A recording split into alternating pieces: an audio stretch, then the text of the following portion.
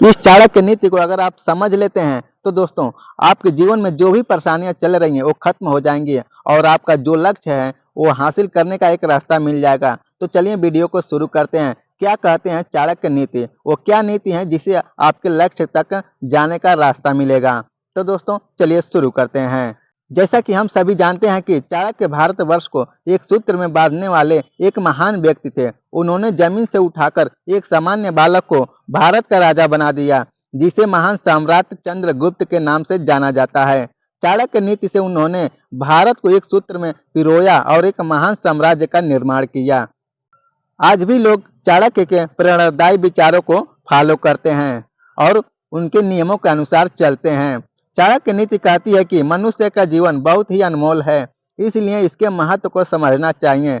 जो लोग अपने जीवन के महत्व को नहीं जानते वे जीवन भर परेशान और कष्टों से जूझते रहते हैं। इसलिए जीवन में सफलता प्राप्त करने के लिए लोग आज भी चाणक्य नीति का अनुसरण करते हैं और जितने भी सफल इंसान हुए हैं वह चाणक्य नीति के अनुसार ही हुए हैं, क्योंकि चाणक्य नीति में एक ऐसे नीति बताया गया है जिसे आप अपना करके अपने लक्ष्य को पा सकते हैं।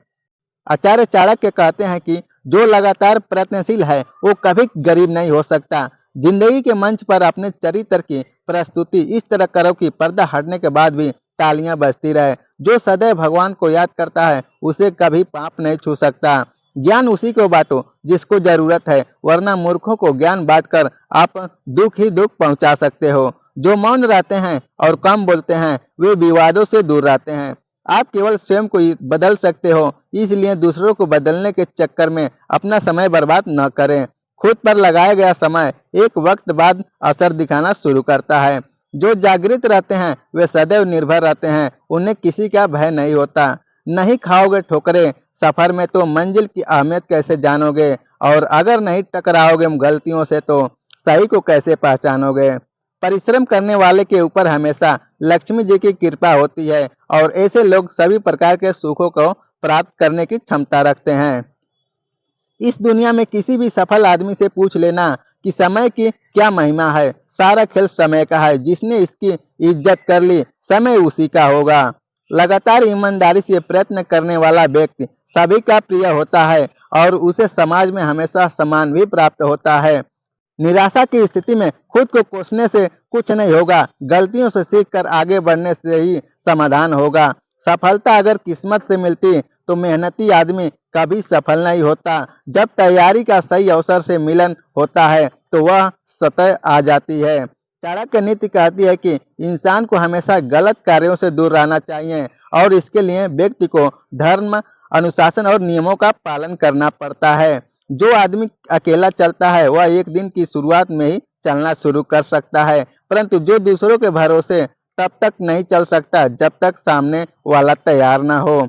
गंभीर और धैर्यवान व्यक्ति सदैव विवादों से दूर रहते हैं।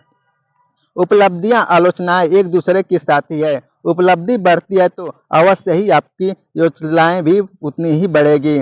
चाणक्य नीति कहती है कि व्यक्ति को हमेशा चौकन्ना और सावधान रहना चाहिए, क्योंकि हमेशा सतर्क रहने वाले व्यक्ति को नुकसान का भय नहीं होता है।